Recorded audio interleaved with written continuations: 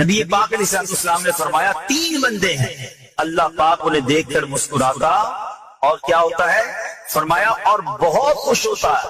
اب وہ 3 بندے کون سے ہیں؟ چیک کر لیں ہم ان میں ہیں کہ نہیں۔ فرمایا نمبر 1 وہ بندہ جو رات کو اٹھے، بستر چھوڑے، اچھی طرح وضو کرے، پھر نماز پڑھنے کھڑا ہو جائے، اسے دیکھ کر اللہ پاک فرشتوں سے فرماتا ہے اے فرشتوں بتاؤ میرے بندے کو نیکی پر کس نے اکسایا ہے؟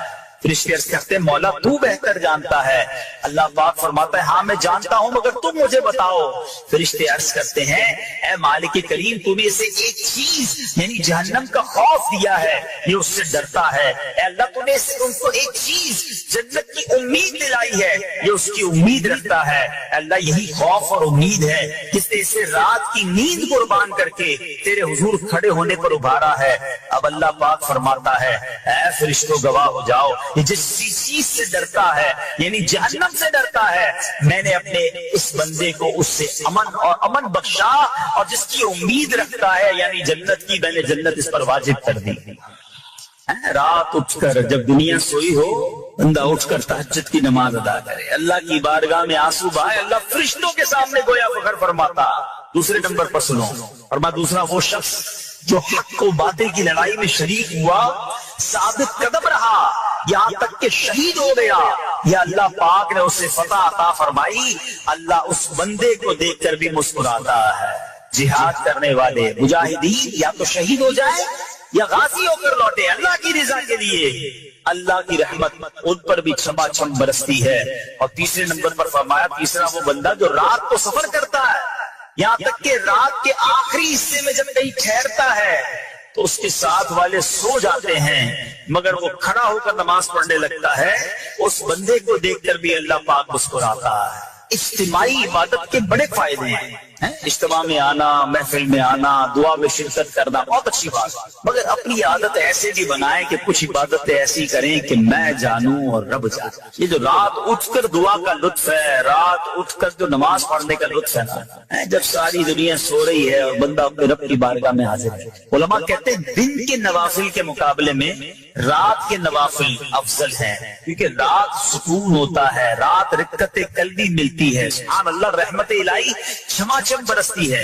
ہمیں کیا کرنا ہے کہ رات تہجد کی نماز کی عادت ڈالے۔ رمضان میں بن گئی تھی نا، سحری کے لیے اٹھتے تھے تو لوگ تہجد پڑھتے تھے، اللہ کرے کہ یہ عادت بن جائے، کبھی کبھی اگر ہر روز نہیں ہو سکتا تو بس کبھی کبھی کریں۔ اچھا اگر ایسی کوئی عبادت ہو بھی جائے نا تو سب کو بتائے نا کہ رات اٹھا تھا تو جناب دعائیں بھی کی تو آنسو بھی بہائے، نہیں کبھی کبھی ایسا کیا کرو کہ میں جانوں اور رب جانے، اللہ سے باتیں کیا۔ میں آپ کو صحیح بتاؤں، آپ مجھے ایک بات بتا، یہ تو آپ نے سن بھی لیا کہ اللہ کی رحمت کس قدر برستی ہے اس پر۔ زندگی میں بھی جب کبھی ہم پریشان ہوں اور رات نیند نہ آئے، کبھی کبھی ایسا ہوتا ہے پریشانی میں نیند نہیں آتی، کروٹیں بدل رہا ہوتا انسان، اور اس کروٹ بدلتے بدلتے میں آپ کی جب والدہ حیات ہوگی یا ماشاءاللہ جن کے پاس ماں موجود ہے، ماں جیسی ہستی کہاں ملتی ہے۔ ایک بار اور سن لو، دنیا کی بہت ساری چیزیں میرے اور آپ کے پاس ہیں جو ریپلیسیبل ہے، جو بدلی جا سکتی ہیں۔ موبائل فون لیتے ہیں بڑی خوشی سے لیتے ہیں مگر نیا ماڈل آتا ہے تو لوگ بدل لیتے ہیں۔ سواری لیتے ہیں بڑی خوشی ہوتی ہے مگر جب نئی سواری آتی ہے تو ریپلیس بدل دیتے ہیں، ماڈل نیا آ گیا بھائی اب وہ پرانی لگتی ہے۔ اگر یاد رکھو ماں باپ چلے جائیں نا اس کے بعد ماں باپ دوبارہ نہیں ملتے، ان کا کوئی نیا ورژن یا نیا ماڈل نہیں ہے تو ان کی قدر کر لو، ان کی دعائیں لے لو۔ تو بہرحال آپ کبھی کبھی تکلیف میں ایسا ہوا ہو کہ رات کو نیند نہ آئی ہو، بے قرار ہو کر ماں کے پاس گیا آنکھوں میں آنسو لے کر کہ ماں میں پریشان ہوں، بیمار ہوں یا قرضے میں ہوں یا فلاں پرابلم ہے، ماں نے کیا کیا تھا؟ کروٹ بدل کر سو گئی تھی کہ بیٹا تو جان تیرا کام جانے، یا ماں خود بھی بیدار ہو گئی، سینے لگایا اور دعا کرنا شروع کر دی؟ بھائی ہم روئے تو ماں بھی روئی، یہ ہے نا ماں میری تکلیف۔ ایسا لگتا ہے کہ مجھے کبھی کبھی یہ فیصلہ کرنا مشکل ہوتا تھا کہ تکلیف مجھے زیادہ ہوتی ہے میری تکلیف میں، میری والدہ کو زیادہ ہوتی ہے، بیمار میں ہوں تکلیف اسے، یہ رشتہ کہاں ملتا ہے؟ مگر مجھے ایک بات بتاؤ، جب میری تکلیف پر رات نیند چھوڑ کر بستر چھوڑ کر میں ماں کے پاس گیا، ماں نے سینے لگایا، تو اگر میں اپنا بستر چھوڑ کر آنکھوں میں آنسو دیے میری ماں سے مجھے کہیں زیادہ پیار کرنے والے رب کی بارگاہ میں چلا گیا تو اس کی رحمت کیا مجھے مایوس کر دی؟ میری ماں کے دل میں جو ممتا ہے نا وہ بھی میرے رب نے ڈال دیا۔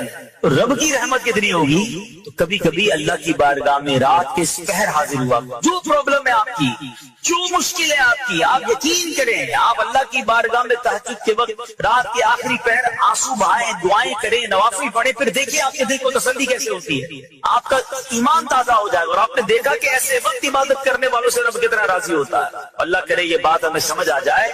اسی طرح عظیم صحابی حضرت عبداللہ ابن مسعود رضی اللہ عنہ سے روایت ہے، پیارے آقا مکی مدنی مصطفیٰ صلی اللہ تعالی علیہ وسلم نے فرمایا، ایک بندہ رات کو اٹھتا ہے، اچھی طرح وضو کرتا ہے، پھر اللہ پاک کی حمد کرتا ہے، اس کی بزرگی بولتا ہے، اپنے نبی علیہ السلام پر درود پڑھتا ہے، قرآن کھول کر پڑھنا شروع کر دیتا ہے، یہ وہ بندہ ہے جسے دیکھ کر اللہ پاک مسکراتا ہے اور فرماتا ہے، دیکھو میرا بندہ عبادت کر رہا ہے جبکہ اسے میرے سوا کوئی نہیں دیکھ رہا۔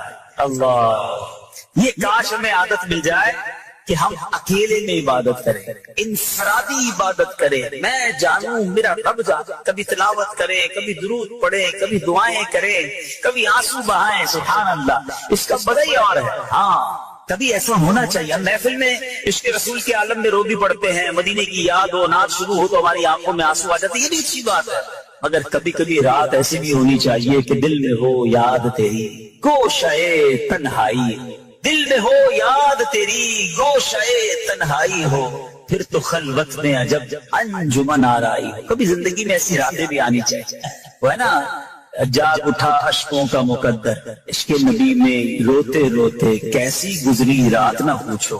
کبھی کبھی ایسی رات بھی گزرنی چاہیے کہ آقا کی یاد میں آنسو بہ رہے ہوں، مدینے کی یاد میں، گھر والوں کو بھی پتہ نہ چلے، ہلکی ہلکی آواز میں کبھی نعت شریف لگا لیا کریں، کبھی مناجات لگا لیا کریں، ہم پتہ نہیں کیا دیکھتے دیکھتے سوتے ہیں۔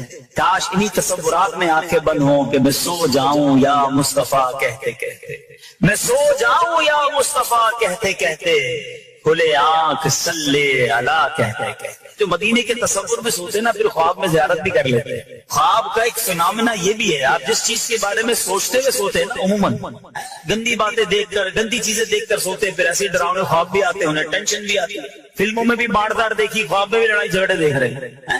جو مدینے کی یادوں میں سو رہا ہے، جو باوضو سو رہا ہے، جو اللہ کا ذکر کر کے سو رہا ہے، جو نوافل پڑھ کے سو رہا ہے، پھر دیکھو خواب میں بھی کہاں کہاں کی سیر کرے گا انشاءاللہ۔ تو اپنی خلوتوں کو اچھا کریں، اپنے اکیلے وقت کو بھی خوبصورت کریں، آنسو بہائیں، اور سبحان اللہ تہجد پڑھنے والوں کے چہروں پر نور بھی آ جاتا ہے۔ ہاں یہ ایک الگ نعمت انہیں ملتی ہے، اللہ نصیب فرما دے۔ اچھا ایک اور خوبصورت کام ہے، اللہ کریم جنہیں دیکھ کر مسکراتا ہے۔ فرمایا حضرت ابو سعید خدری رضی اللہ عنہ فرماتے ہیں، رسول ذیشان مکی مدنی سلطان صلی اللہ تعالی علیہ وسلم نے فرمایا، 3 بندوں کو دیکھ کر اللہ پاک مسکراتا ہے۔ وہ قوم جو نماز میں صفیں سیدھی کرتی ہے، اور وہ بندہ جو اللہ پاک کی راہ میں جہاد کرتا ہے، تیسرا وہ بندہ جو رات کے اندھیرے میں عبادت کرتا ہے، انہیں دیکھ کر اللہ پاک مسکراتا ہے۔ جہاد والی بات اور رات والی عبادت کی بات تو ہو گئی، اب اس میں نئی بات سیکھنے کو ملی، صفیں درست کرنے والی۔ اب روز نماز پڑھ رہے ہیں، صفیں درستی کر رہے ہوتے، امام صاحب کہہ کے تھک جاتے، کاندھے سے کاندھا ملائیں، صفوں کو سیدھا کریں۔ صفوں کو سیدھا کرنے والوں کو دیکھ کر رب کی رحمت مسکراتی ہے، رحمت برستی ہے۔ اب یہ کتنا آسان کام ہے، مگر اس کی طرف بھی توجہ نہیں ہوتی ہے۔ یاد رکھیے کہ صفیں سیدھی کرنا یہ بڑی نیکی ہے، اور اللہ کرے کہ ہم اس پر عمل کرنے والے بنے، اور صفیں درست کرنا ترک واجب ناجائز اور گناہ ہے۔ سیدھی صفیں نہیں کرتے، نہیں ناجائز کرتے ہیں، گناہ کرتے ہیں۔ صف درست نہ کرنے سے نماز ناقص رہ جاتی ہے، اور یہ بعض اوقات لوگ کہتے ہیں یار ہمیں اس نماز میں وسوسے بہت آتے ہیں۔ روایتوں میں آتا ہے صف درست نہ کرنا نماز میں وسوسے آنے کا سبب ہے۔ صفیں ٹھیک نہیں ہوگی نا، عجیب عجیب سی باتیں دماغ میں آئیں گی۔ کیوں؟ حدیث پاک میں آتا ہے شیطان تمہارے درمیان بھیڑ کے بچے کی طرح گھس جاتا ہے، شیطان صفوں میں گھس جاتا ہے۔ صف سیدھی نہ کرنے میں چہرہ بگڑنے کا اندیشہ ہے۔ اے ہائے، اب ذرا غور کر لیجیے یہ کتنا ضروری ہے۔ قرآن کریم میں ایک سورت ہے سورہ صافات، اس مبارک سورت کی پہلی آیت میں اللہ پاک نے فرمایا والصافات صفا، उनकी कसम जो बाकायदा सफे बांधे हुए हैं। हजरत अब्दुल्लाह इब्न मसऊद फरमाते हैं यहाँ सफे बांधने वालों से मुराद फरिश्ते हैं। हजरत जाबिर बिन समुरा रज़ियल्लाहु तआला अन्हु फरमाते हैं एक दिन प्यारे आका मक्की मदनी मुस्तफा सल्लल्लाहु अलैहि वसल्लम तशरीफ लाए और फरमाया तुम ऐसे सब क्यों नहीं बनाते जैसे फरिश्ते सफे बनाते हैं। हमने अर्ज़ की या रसूल अल्लाह सल्लल्लाहु अलैहि वसल्लम फरिश्ते कैसे सब बनाते हैं। फरमाया पहले अगली सब मुकम्मल करते हैं और खूब मिलकर खड़े होते हैं। सुभान अल्लाह, मुबारक हो मुसलमानों को सफे सीधी करते हैं, अच्छी तरह कांधे से कांधा मिलाते हैं, गोया ये फरिश्तों का काम कर रहे हैं, फरिश्तों वाला काम कर रहे हैं। तफसीर तिबरी में है फारूक आजम रज़ियल्लाहु तआला अन्हु का ये मामूल था जब नमाज पढ़ाने लगते तो नमाजियों को फरमाते सफे सीधी कर लो, ऐ फला जरा आगे हो जाओ, ऐ फला अगर पीछे हो जाओ। फिर फरमाते बेशक अल्लाह पाक तुम्हें फरिश्तों की तरह देखना पसंद फरमाता है। तो सफे सीधी रखना ये फरिश्तों का अंदाज है और अल्लाह की रहमत खूब बरसती है, गोया रब मुस्कुराता है उन्हें देखकर। एक औरत हजरत सैयदना हसन बसरी रहमतुल्लाहि तआला अलैह के पास आई और कहा कि ऐ शेख मेरी लड़की फौत हो गई है, मैं उसे ख्वाब में देखना चाहती हूँ। हजरत हसन बसरी रहमतुल्लाहि तआला अलैह ने फरमाया कि 4 रकात नफल इस तरह अदा करो कि हर रकात में सूरह फातिहा एक मर्तबा और सूरह तकासुर अल्हाकुमुत तकासुर ये पूरी जो सूरत है ये एक मर्तबा पढ़ो और ये नमाज इशा की नमाज के बाद पढ़कर पहलू के बल प्यारे आका अलैहिस्सलातु वस्सलाम पर दरूद पढ़ते हुए सो जाओ यहाँ तक कि तुम्हें नींद आ जाए। उस औरत ने अपनी मरहूम बेटी को ख्वाब में देखने के लिए यही अमल किया, यही फार्मूला अपनाया, यही वजीफा अपनाया। इस औरत ने ख्वाब में क्या देखा, माँ अपनी बेटी को तकलीफ में नहीं देख सकती। अब इस औरत ने ख्वाब में देखा कि इसकी बेटी अजाब में गिरफ्तार है, गंधक का लिबास उसका पहना हुआ है, हाथ बंधे हुए हैं और पाँव में आग की जंजीरें। अब जब ये औरत बेदार हुई तो बहुत अफसोसदा, जाहिर है माँ अगर अपनी बच्ची को अजाब में देख ले तो कौन सी माँ सुकून में होगी। हजरत हसन बसरी रहमतुल्लाहि तआला अलैह के पास आई और आकर कहा कि हुजूर मेरी बेटी तो अजाब में है। आपने फरमाया कुछ माल सदका करो। अब कहते माल सदका करो, उम्मीद है कि अल्लाह अज़्ज़ व जल उसे मुआफ फरमा देगा। हज़रत हसन बसरी रहमतुल्लाहि तआला अलैह उसी रात सोए।